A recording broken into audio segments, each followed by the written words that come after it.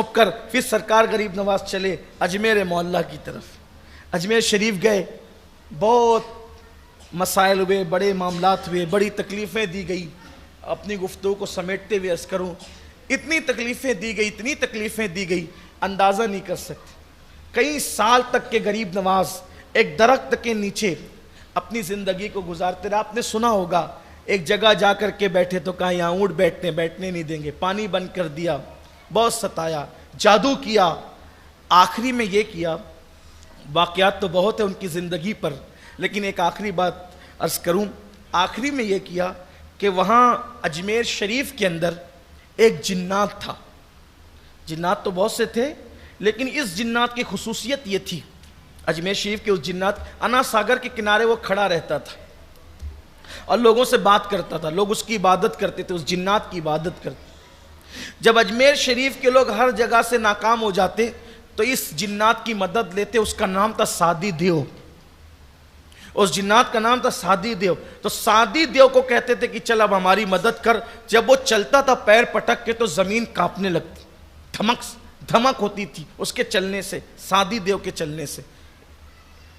رائے پتورا نے کہا سادی دیو یہ فقیر نے ناک میں دم کر رکھا ہے, روزانہ لوگ اس کے ہاتھ پہ مسلمان ہوتے ہیں, اس کی تعداد بڑھتی جا رہی ہے, اس پہ جو کرو کچھ اثر نہیں ہوتا, اب آخری میں تو ہی کچھ کر سکتا ہے. سادی دیو آیا, جنات تھا وہ, غریب نواز کے سامنے کھڑا ہو گیا. اب جنات کو اللہ تعالیٰ نے یہ اختیار دیا ہے کہ وہ کتا بنے, بلی بنے, جانور بنے, جس روپ میں چاہیں وہ اپنے آپ کو ڈھال لیں. آپ دیکھیں کتابوں میں سب لکھا ہوا ہے. اور اس کا اتنا قد اونچا کہ دیکھنے والوں کی ٹوپیاں گر جائیں. اب وہ کھڑا تھا اور غریب نواز کو کہہ رہا تھا نکلو یہاں سے, اجمیر چھوڑ کے جاؤ, کہیں اور جاؤ, ہندوستان چھوڑ کے کہیں اور جاؤ. غریب نواز نے فرمایا میں نہیں جاؤں گا. آپ نے فرمایا میں نہیں جاؤں گا کیونکہ میں اپنی مرضی سے نہیں آیا ہوں, میں میرے نانا کے حکم سے آیا ہوں, اللہ اس کے رسول کے حکم سے آیا ہوں, میں یوں ہی نہیں جاؤں گا. تو اس نے کہا اگر نہیں جائے گا تو میں تجھے مار ڈالوں گا, مسل دوں گا اپنی انگلیوں کی چٹکیوں میں تجھے. سرکار غریب نواز نے فرمایا ہم مسلمان ہیں اور ہمارا عقیدہ ہے اللہ نے موت جب لکھی ہے تب آئے گی. اگر اللہ نے موت ابھی لکھی ہے تو تیرے مسلنے سے میں مر جاؤں گا اور کوئی بات نہیں, اور اگر میرے اللہ نے میری موت نہیں لکھی ہے تو تیرے جیسے کروڑوں بھی جمع ہو جائیں تو بھی میرا کچھ نہیں کر سکتے. یہ مسلمان کا عقیدہ ضروری ہے کہ اللہ موت لکھ دے تو آدمی بیٹھے بیٹھے بھی مر جائے, موت کا وقت آ جائے تو کھاتے کھاتے بھی مر جائے, موت کا وقت آ جائے تو سوتے سوتے بھی مر جائے, اور موت کا وقت نہیں آئے تو پوری دنیا میں مل کر کے مارنا چاہے تو نہیں مار سکتی. موت کا ایک وقت متعین اور مقرر ہے, اس لیے موت سے مت ڈرا کرو. موت وقت پر آئے گی, نہ ایک سیکنڈ پہلے آئے گی نہ ایک سیکنڈ بعد میں آئے گی, اس کا جو ٹائم ہے وہ آئے گی. اور اگر موت سے بچنے کے لیے مضبوط قلعوں میں جا کر بھی چھپو گے تو قرآن کہتا ہے اینما تکونوا یدرککم الموت ولو کنتم فی بروج مشیدہ, اگر تم مضبوط قلعوں میں جا کر کے چھپ جاؤ گے تو بھی تمہیں موت وہاں پر آ کر رہے گی. موت سے مت ڈرو, موت اپنے وقت پر آئے گی. بہانہ ہے سب, ایکسیڈنٹ ہو گیا تو مر گیا, بخار آیا تو مر گیا, کورونا ہوا تو مر گیا, فالج ہوا تو مر گیا, اٹیک آیا تو مر گیا, یہ سب بہانے ہیں. اللہ نے بلایا تو مر گیا, یہ بات اصل ہے. اللہ نے بلایا تو ورنہ کیا مرتا. کئی ایسے لوگ ہیں پوری اتڑی باہر پڑی ایکسیڈنٹ کے بعد لیکن بچا ہے, وہ پورا چاک چلا گیا ٹرک کا, بچا. اللہ نے بچانا چاہا تو بچا, اور اللہ نہ بچانا چاہے سینکڑوں ڈاکٹر بھی کھڑے رہیں کوئی نہیں بچا سکتا. موت وقت پر آئے گی, اتنا یاد رکھنا. اس لیے موت کا ڈر نکال دو دل سے. اور ایک بات آپ سے عرض کروں, جب موت کا ذکر آتا ہے تو سب کی پک پک ہونے لگتی ہے, ہاں ڈرنے لگتے, بڑے بڑے پہلوان لرز جاتے ہیں. میرے عزیز بھائی, اگر تو مومن اور مسلمان ہے تو یاد رکھ یہ دنیا کی زندگی سے بہت اچھی موت کے بعد کی زندگی ہے. 50x50 کے گھر میں رہتے ہیں ہم, کئی فیملی رہتی ہے. قبر اتنی بڑی ہے جہاں تک نظر جائے وہاں تک قبر ہی قبر ہے. کشادہ ہے, بہت دکھنے میں چھوٹی سی ہے, 2 گز زمین ہے لیکن اگر تم ایمان والے ہو تو مشرق سے لے کے مغرب تک تمہاری قبر کشادہ ہے. دیکھنے میں لگتا ہے او یہاں تو کوئی بستر ہی نہیں، لیکن اگر تم سچے وفادار رسول ہو تو وہاں جنت کا بستر ہے. بس شرط اتنی ہے کہ کوئی نبی کا وفادار ہو، کوئی ایمان والا ہو، سچا مومن ہو. قبر کی زندگی بہت خوبصورت ہے، اور اس سے زیادہ خوبصورت پھر انشاءاللہ جنت کی زندگی. یہاں تو 10 سال لوگ سوچتے ہیں ارے یار کتنا سوئیں گے قبر میں، تھک جائیں گے سوتے سوتے، ہے نا. یہاں 12-14 گھنٹے سو لو تو پیٹ دکھنے لگتی ہے، تو قبر میں تو سونا ہی سونا ہے، اور کتنا سوئیں گے، تھک نہیں جائیں گے. ارے نادان، دنیا کی چیزوں کو قبر میں تصور مت کیا کر. جب ہم قبر میں رکھے جائیں گے اور قیامت کے دن اٹھیں گے تو ایسا لگے گا کہ جیسے ہم نے رات کو سوئے تھے اور صبح کو اٹھ گئے. لیکن یہ سب ہے غیب کی بات، اور اللہ فرماتا ہے یؤمنون بالغیب، غیب پر ایمان لاؤ. دیکھنے میں قبر بہت چھوٹی ہے لیکن ہے بہت بڑی، بہت بڑی، کوئی تکلیف نہیں اس میں. بس شرط ایک ہے، کیا؟ اللہ رسول کے وفادار بنو. ایک ہی شرط ہے، اللہ رسول کے وفادار بنو. وفادار کون؟ جو چھوٹے سے مال کے لیے جھوٹ بولے وہ وفادار ہے اللہ رسول کا. جو جھوٹی قسمیں کھائے چھوٹے سے مال کے لیے اللہ رسول کا وفادار ہے. جو عورتوں پہ بد نظری کرے وہ اللہ رسول کا وفادار ہے. جو مسجدوں کو ویران کرے وہ اللہ رسول کا وفادار ہے. جو شراب کے اڈوں کو آباد کرے وہ اللہ رسول کا وفادار ہے. اللہ اکبر. اللہ اس کے رسول کے وفادار تو وہ لوگ ہیں کہ اللہ اس کا رسول جن چیزوں سے ناراض ہے وہ ہر چیز چھوڑ دیتے ہیں. حتیٰ کہ اللہ اس کا رسول اگر باپ سے بھی ناراض ہے تو وہ باپ کو بھی چھوڑ دیتے. آپ کہیں گے ایسا بھی ہے؟ ہاں بالکل ہے. دیکھو حضرت ام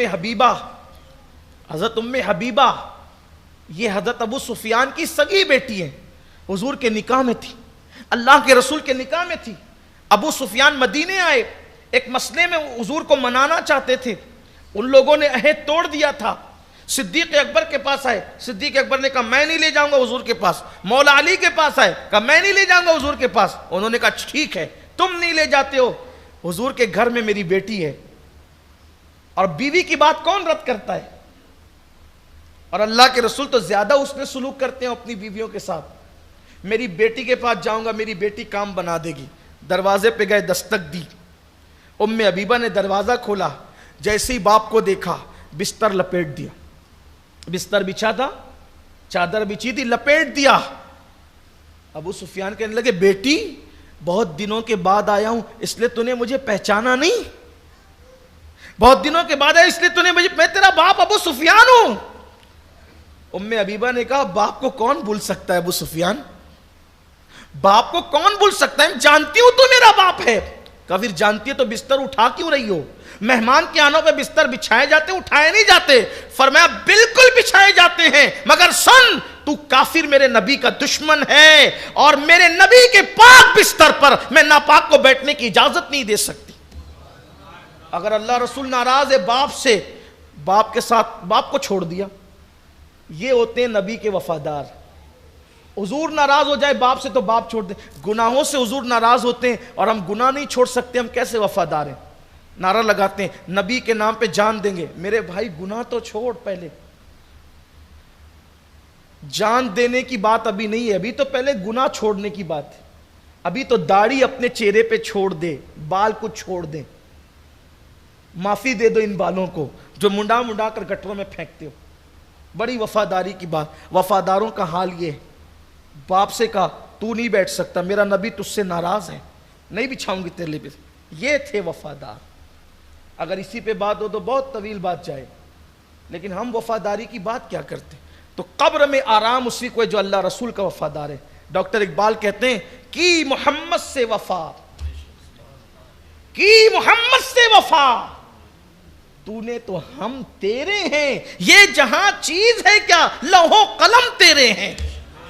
جو نبی کا وفادار ہو جائے لوح و قلم بھی اللہ اس کو دے دیتا، اس پر اختیار چلنے لگتا ہے، لوح و قلم بھی اسے دے دیا جاتا ہے. یہ حال ہے. تو سرکار غریب نواز نے سعدی دیو سے کہا تو مجھے مار نہیں سکتا اگر میرا اللہ نہ چاہے تو. اگر تو مجھے مارنا چاہے گا تو، اور اللہ نہ چاہے تو نہیں مار سکتا، اور اللہ مارنا چاہے تو تیرے مارے بغیر بھی. اور آپ نے فرمایا وہ مجھ سے لڑ مت. سعدی دیو سے کیا فرمایا؟ مجھ سے لڑ مت، میں تجھے دعوت دیتا ہوں کہ تو بھی مسلمان ہو جا. غریب نواز نے اس کو بھی اسلام کی دعوت دی، جنات تو بھی مسلمان ہو جا. اگر تو مسلمان ہو جائے گا تو اللہ تیری مراد بھی پوری کر دے گا. اگر تو مسلمان ہو اللہ تیری مراد بھی پوری کر دے گا. اب اس کے پیچھے پبلک کھڑی تھی تماشا دیکھنے کے لیے کہ سعدی دیو کیا کرتا ہے اس فقیر کے ساتھ. اب غریب نواز سے کہتے اللہ تیری مراد بھی پوری کرے گا. تو جو لوگوں کی مراد پوری کرنے کا ڈھونگ رچایا ہوا تھا، اب غریب نواز اس سے کرے کہ اللہ تیری مراد، تو اس کو شرم آئی. اس نے کہا میری کیا مراد ہو سکتی ہے. اس نے وہاں پر تھوڑی سی شیخی بگا، میری کیا مراد ہو سکتی ہے. فرمایا بتاؤں؟ اس نے کہا بتاؤ. تو فرمایا دن بھر یہاں کھڑا رہتا ہے نا ساگر کے کنارے، لوگ تجھے تیری عبادت کرتے ہیں، اور جب رات کو سب چلے جاتے ہیں تو تو چپکے سے جا کر کے وہ فلاں بت خانے میں جا کر نہیں بیٹھتا ہے، وہ سنگ مرمر کی ایک مورت تراشی ہوئی ہے، اس سے تجھے پیار ہو گیا ہے، اور تو اس کو کہتا ہے اس کے قدموں میں بیٹھ کے مجھ سے بات تو کر، مجھ سے بات تو کر، لیکن وہ تجھ سے بات نہیں کرتی. یہی تیری مراد ہے نا کہ وہ تجھ سے بات کرے؟ انشاءاللہ یہ تیری مراد بھی پوری ہو جائے. اب وہ حیران رہ گیا کہ یہ معاملہ تو صرف میرے اکیلے کا ہے، لیکن یہ فقیر کو کیسے پتا کہ یہ میری مراد ہے، اور اتنی بڑی بات کر رہے ہیں کہ تیری مراد بھی پوری ہو جائے گی. تو مرتا کیا نہ کرتا. اب چھوڑ دیا سب کی فکر، کیونکہ اس کی مراد دل کی پوری ہونی تھی. اس نے پڑھ لیا کلمہ لا الہ الا اللہ محمد رسول. اور کلمہ پڑھا تو کہا چلیے نا، چلیے میری اس سے بات کرا دیجئے. فرمایا جا، میرے آنے کی ضرورت نہیں، جا. اور اس کا ہاتھ پکڑ کے کہنا چل تجھے معین الدین بلاتے ہیں. اس کا ہاتھ پکڑ کے کہنا چل تجھے معین الدین بلاتے ہیں. وہ گیا اور اس نے کہا چل تجھے معین الدین بلاتے ہیں. وہ حقیقت میں چلنا شروع کر دیتی ہے. غریب نواز کے پاس آئے، میرے خواجہ نے دونوں کا نکاح کر دیا. جب بات کرتے دیکھا نکاح ہو گیا تو حضرت سے کہتا حضرت آج میں بہت خوش ہوں. خوش کیوں نہ ہوتا، روتے بیٹھتا تھا نا. آج میں شاد ہوں آج، اس لیے کہ اس زمانے میں فارسی بولی جائے. اس نے کہا میں بہت شاد ہوں. شاد، شاد کہنا کس کو کہتے ہیں؟ شاد، خوش. میں بہت شاد ہوں. فرمایا جا تو ہمیشہ شاد رہے گا، اور آج سے تیرا نام سعدی ہٹا کر میں شادی رکھتا ہوں، یعنی تو ہمیشہ شاد رہے گا، خوش رہے گا. جا، میں نے تجھے جب وہ شادی تیرا نام عطا کیا. تو غریب نواز نے جنات کو بھی کلمہ پڑھایا. رہا سہا اجمیر والوں کا وہ سہارا بھی ختم ہو گیا، میرے خواجہ نے اس کو بھی ایمان کی دولت عطا کی. تو سرکار غریب نواز ایسے بزرگ ہیں، اور اللہ کا شکر ہے ایسے بزرگوں کا دامن اللہ نے ہمارے ہاتھوں میں رکھا ہے. ہمیں بھی چاہیے کہ جس دین کے لیے ہمارے بزرگوں نے محنتیں کی، مشقتیں کی، ہم ان بزرگوں کے نقش قدم پر چلیں، اپنے گھر میں دین اسلامی ماحول بنائیں، بزرگوں کی کہ یہ واقعات اپنے بچوں کو بتائیں، اپنے بچوں کو سمجھائیں، تاکہ ہمارے بچے بھی اولیاء اللہ کے دامن سے وابستہ ہوں. اللہ تعالی ہم سب کو توفیق عطا فرمائیں. اللہ قرآن میں فرماتا ہے یا ایھا الذین آمنوا اتقوا اللہ وکونوا مع الصادقین. ایمان والو اللہ سے ڈرو اور سچوں کے ساتھ ہو جاؤ. اللہ تعالیٰ ان سچوں کا ساتھ دنیا میں بھی عطا فرمائیں، قبر میں بھی عطا فرمائے، حشر میں بھی عطا فرمائے. وما علینا الا البلاغ. السلام علیکم ورحمۃ اللہ وبرکاتہ.